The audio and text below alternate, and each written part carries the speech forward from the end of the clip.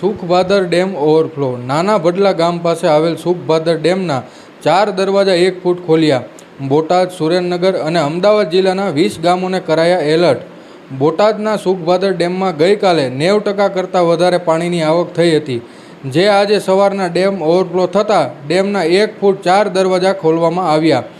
ડેમના દરવાજા ખોલવામાં આવતા ડેમ નીચેના નીચાણવાળા ગામોને કરાયા એલર્ટ। સુખભાદર ડેમના ઉપરવાસના ગામોમાં સારો વરસાદ પડતા ડેમમાં પુષ્કળ પ્રમાણમાં પાણીની આવક થઈ છે, ત્યારે સુખભાદર ડેમ નીચેના બોટાદ, સુરેન્દ્રનગર, અમદાવાદ જિલ્લાના કુલ 20 ગામોને એલર્ટ કરાયા છે।